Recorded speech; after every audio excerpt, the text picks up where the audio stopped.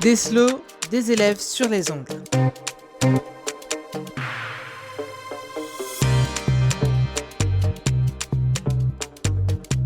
Bonjour à tous, bienvenue, je me présente Estelle Valorus, bienvenue dans Des slows, des élèves sur les ondes, l'émission du jour préparée par King Studio de la 4e B du collège Grand Modifond de Maripasoula. Voici le programme. Tout d'abord, on va vous faire le point sur l'actualité et les sorties cinéma. On ira au marché artisanal qui a eu lieu en décembre à Maripasoula. Il y aura des chroniques sur l'avortement, la nouvelle série Netflix Wednesday et le sport. Au programme aussi le chiffre et le mot du jour, l'interview sur le paresseux géant. Et enfin, on a posé des questions aux élèves du collège de Grand Modifou et à leurs professeurs. Mesdames et messieurs, voici le programme. Bienvenue à tous.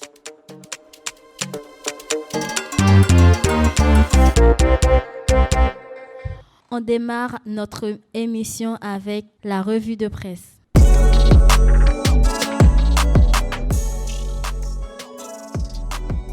La revue de presse présentée par Richie. Bonjour Richie. Bonjour Estelle et bonjour à tous. Comme elle vient de le dire, je m'appelle Richie. Je vais vous parler des migrants. Si vous ne savez pas ce qu'un migrant, je vous l'explique maintenant. Un migrant est une personne qui quitte son pays pour aller dans un autre pays. Il peut décider d'aller ailleurs pour différentes raisons. Pour aller travailler, faire des études ou rejoindre sa famille. Ce qui les incite à quitter leur pays est la pauvreté, les troubles politiques, la violence, la criminalité, les catastrophes et les autres problèmes aussi graves l'un que l'autre. En Guyane, il y a beaucoup de migrants. Un exemple récent, il y a environ 80 personnes qui dorment chaque nuit sur les trottoirs devant la cathédrale de Cayenne. La mère Sandra Trochimara dit qu'elle en a marre et elle le fait savoir. Elle a déclaré que la cathédrale est assiégée, que c'est une cathédrale agressée et que la cathédrale est dénaturée. Elle a demandé au gouvernement d'agir et de restreindre l'accès au territoire guyanais. En 2023, d'autres mesures devraient naître pour tenter de ralentir la vague migratoire vers notre territoire. Je vous ai parlé d'un sujet de société qui intéresse de nombreux Guyanais. Mais maintenant, je vais vous parler de loisirs avec des sorties de films entre janvier et février.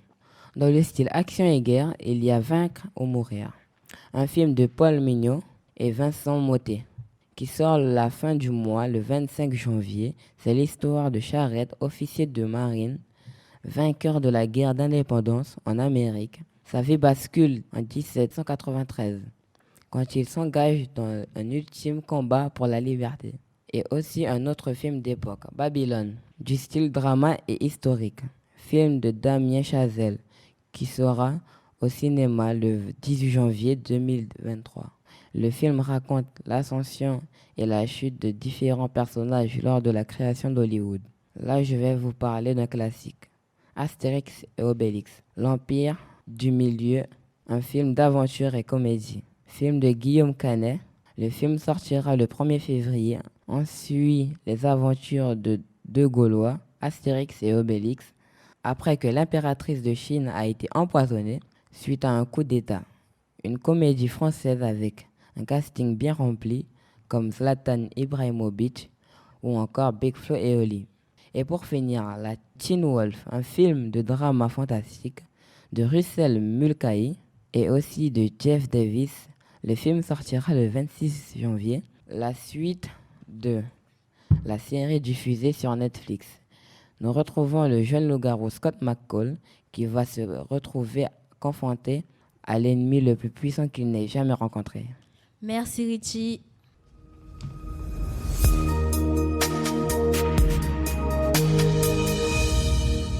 On va parler de l'avortement car on a beaucoup débattu dans le monde dernièrement. Nous allons voir ça avec Alexandre. Alexandre, bonjour. Bonjour. Effectivement, Estelle, on a débattu de l'avortement aux États-Unis et en France.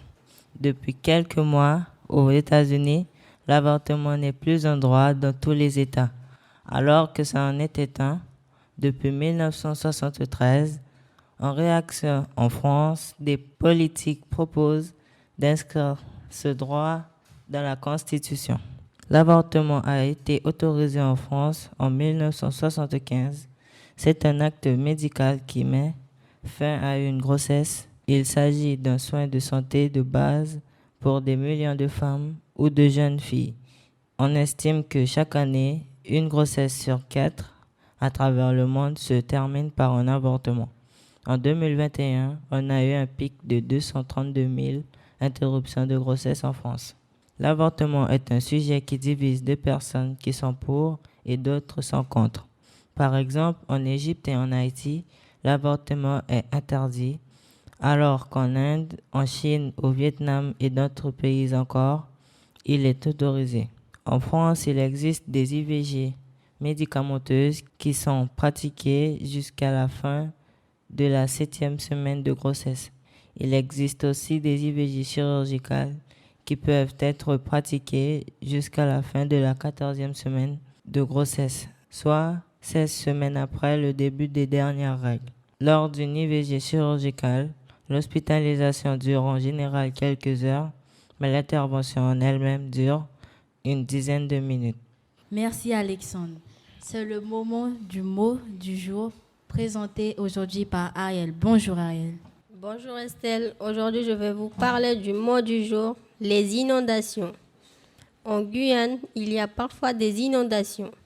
À Maripasoula, le niveau du fleuve peut vite monter. Par exemple, le 4 juin 2021, le fleuve Maroni a étion 6,77 mètres de hauteur et en mai 2006, c'était 6,86 mètres de hauteur.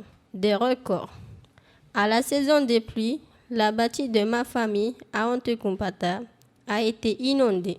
Les maniocs, les pommes de terre et les pastèques étaient pourris, mais les bananes étaient bonnes.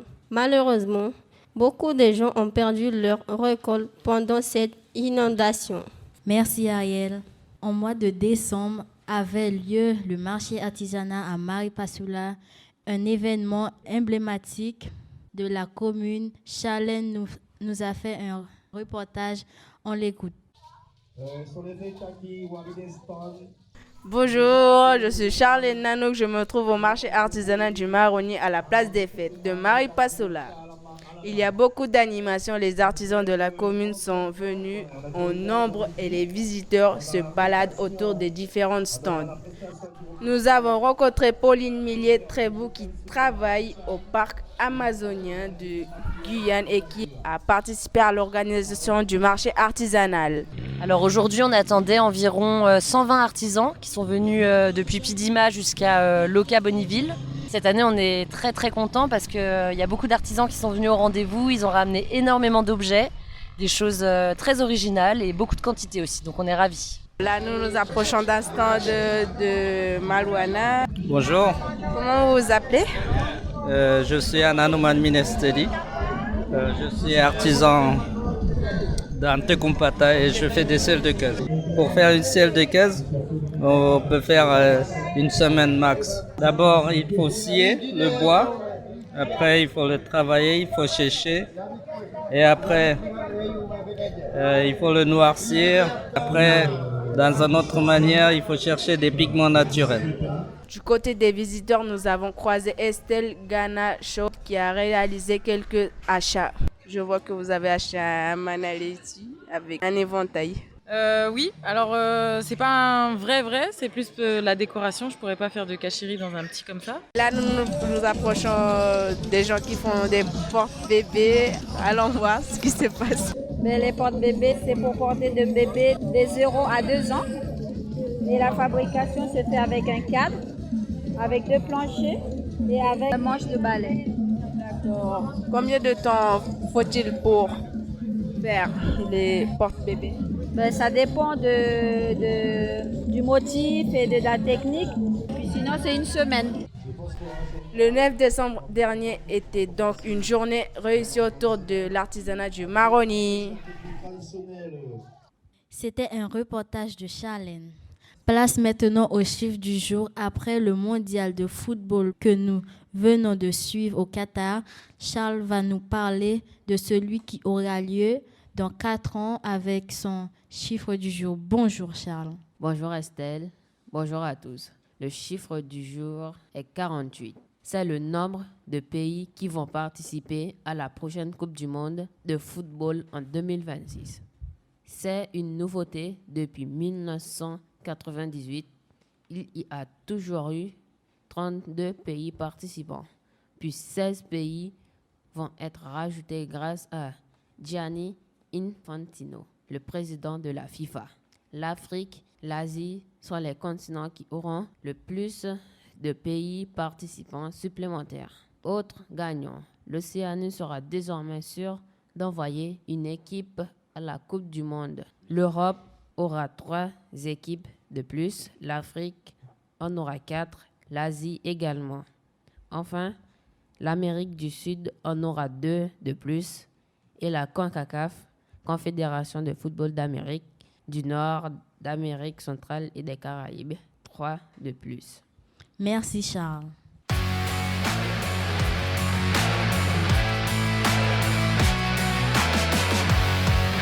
On continue de parler de ce prochain mondial de foot avec David. Bonjour David. Bonjour Estelle. Je vais parler de la Coupe du Monde de football en 2026. Le championnat de foot aura lieu dans 3 pays différents, le Canada, le Mexique et les États-Unis. Le projet était nommé United 2026. Les matchs auront lieu dans 23 villes, Miami, Atlanta, Toronto ou encore Mexico. Il y aura des nouveautés. Parmi ces nouveautés, vous l'avez entendu tout à l'heure, 48 pays vont participer contre 32 en 2022 au Qatar. Il y aura du changement dans les phases de poule. Les 48 équipes seront réparties dans 16 groupes de 3 équipes. Au premier tour, chaque équipe va jouer un match contre les 2 autres équipes du même groupe. S'il y a match nul à la fin du temps réglementaire, les 2 équipes vont s'affronter en prolongation. C'est la nouveauté dans ce mondial 2026. Des prolongations et des séances de pénalty, si besoin, dès les phases des poules. Pour calculer les points, l'équipe gagnante aura 3 points, 0 pour les perdants et, dans le cas d'un score nul, 2 points aux gagnants des tirs au but et 1 point pour les perdants. En 2026, les joueurs vont aussi changer de maillot de foot et vont changer de ballon. Si le mondial au Qatar était sûrement le dernier mondial de CR7 Cristiano Ronaldo et de Léo Messi, on verra de nouveaux joueurs nous donner un très bon spectacle, c'est sûr. Merci David. Voici l'interview du jour de Luis Fernando qui a rencontré Pierre-Olivier Antoine, paléontologue. Il travaille à l'université de Montpellier. Ce chercheur a fait la découverte du paresseux géant en 2021. Luis Fernando a rencontré ce chercheur en novembre 2022 en Guyane. Le voici. Pierre-Olivier Antoine, bonjour. Bonjour. Vous êtes celui qui a dirigé l'expédition qui a mis au jour le paresseux géant. Pouvez-vous nous dire exactement quel est votre métier ? Alors je suis paléontologue, c'est-à-dire que j'étudie les organismes et en particulier des mammifères qui ont disparu, des animaux fossiles, des animaux éteints qui n'existent plus. C'est ça mon métier.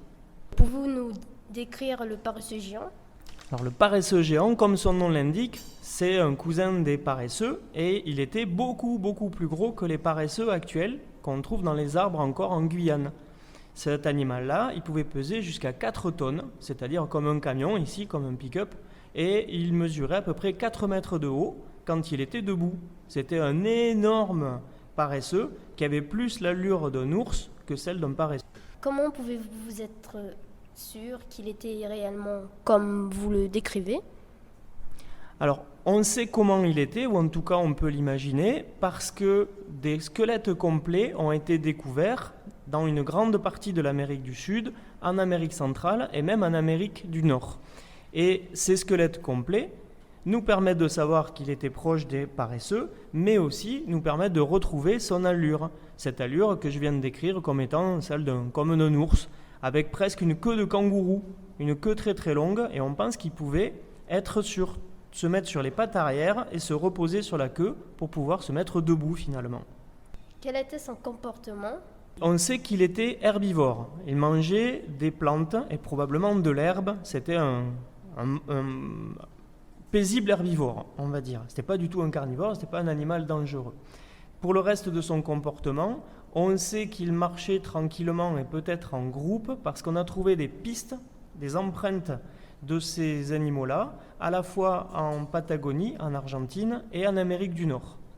Et pour le reste de son comportement, on le sait aussi parce on sait à quoi il ressemblait aussi, parce qu'il a été peint et dessiné par des hommes préhistoriques, notamment en Colombie. À quelle époque le paresseux géant a-t-il apparu? Les premiers paresseux géants, ils sont connus il y a à peu près 4 millions d'années dans des terrains qu'on trouve seulement en Bolivie et qui aujourd'hui sont à 4000 mètres d'altitude. Et puis, ces animaux-là, ils ont connu un grand succès et ils se sont développés dans toute l'Amérique du Sud. Ils ont même gagné l'Amérique du Nord quand la région de l'Amérique centrale, ce qu'on appelle l'isthme de Panama, s'est soulevée. Et donc, ces animaux, ils sont passés vers l'Amérique du Nord. Et ils ont vécu pendant pratiquement 4 millions d'années dans des régions qui étaient probablement des savanes ou des forêts peu épaisses. Bien, dites-moi, pourquoi a-t-il disparu? Alors cet animal, effectivement, il n'existe plus aujourd'hui. Il est éteint. Il a disparu il y a 12 000 ans à peu près. Et on pense qu'il a disparu à cause du changement climatique et du réchauffement qui est intervenu à cette époque-là. Les paysages dans lesquels il vivait, les savanes, ont disparu au profit de la forêt. Et la forêt dans laquelle se trouve Maripasola aujourd'hui en particulier. Donc on pense que c'est un changement de climat qui a entraîné un changement d'environnement et qui l'a fait disparaître, beaucoup plus sûrement en tout cas, que des interactions avec l'homme. Quel lien avait-il avec le paresseux d'aujourd'hui? Alors les liens que cet animal pouvait avoir avec les paresseux d'aujourd'hui, si on devait faire une image comme dans une famille d'humains par exemple, les paresseux géants seraient les grands-oncles des paresseux actuels. Et donc c'est pas les ancêtres directs, ils sont pas les pères ni les grands-pères finalement, ils sont de la même famille mais un peu à côté des paresseux actuels. Pensez-vous qu'on pourrait faire d'autres découvertes de ce type en Guyane? Je l'espère en tout cas qu'on puisse faire des découvertes pareilles en Guyane. Ce ne sera pas forcément à Maripasoula, mais dans la forêt et dans les zones côtières de la Guyane, je suis absolument certain qu'on va pouvoir en faire de ces découvertes. Et c'est d'ailleurs pour ça qu'on travaille en Guyane pour faire de nouvelles découvertes similaires à celles-ci. Pierre-Olivier Anton, merci pour ces réponses. Je rappelle que vous êtes enseignant-chercheur à l'Université de Montpellier. Vos élèves ont bien de la chance.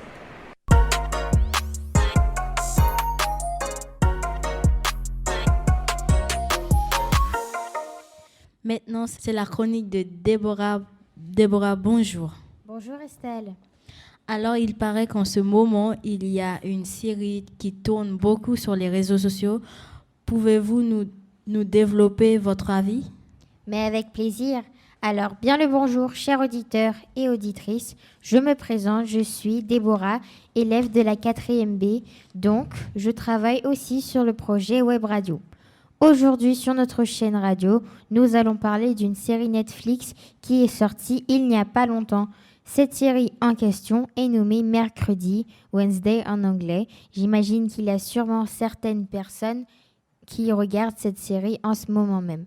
Constituée de 8 épisodes en une saison, cette série en ce moment fait le buzz sur les réseaux. Alors quand je dis le buzz, je veux dire qu'elle marque un coup auprès des téléspectateurs de Netflix et que donc elle est populaire en ce moment encore plus que la série Stranger Things qui, je rappelle, est sortie sur Netflix et qui a cartonné elle aussi.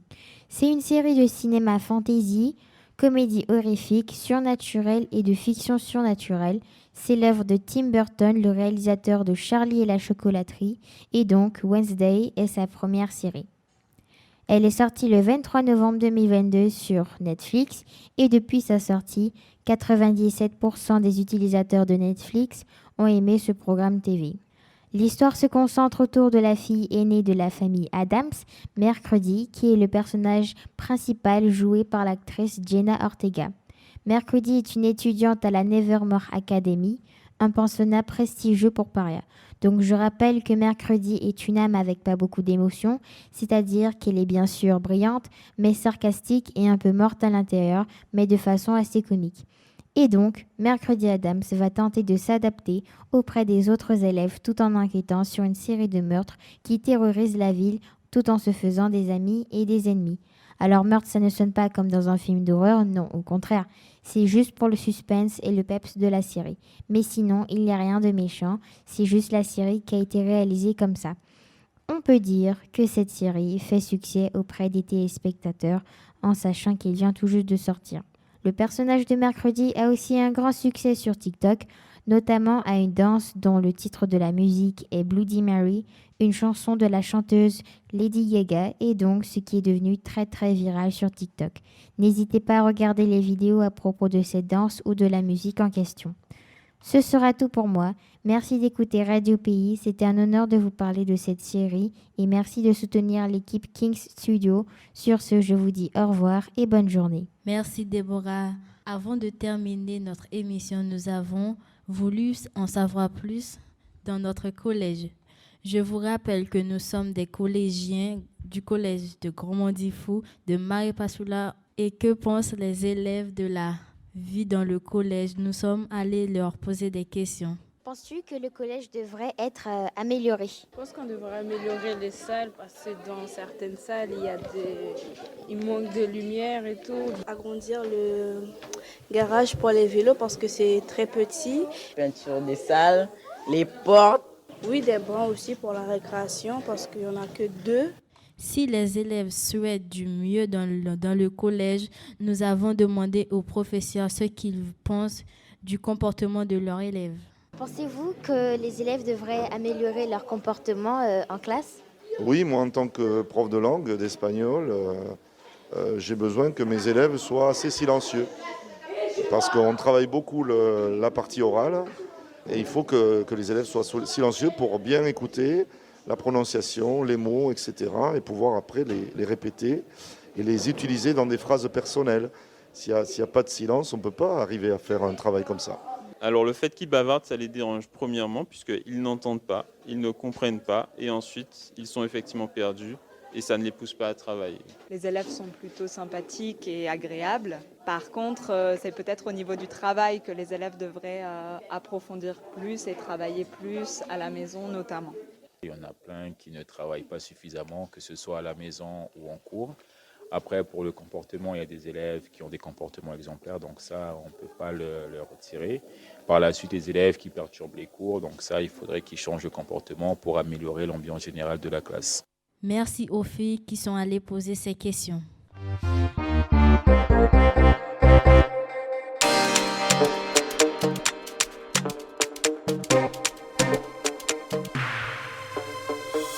Voilà, Deslo, c'est terminé pour aujourd'hui. Mesdames et messieurs, merci de nous avoir suivis. C'était les King Studio et prochainement, vous allez avoir les terminales, l'externat Saint-Joseph de Cayenne. Merci à vous.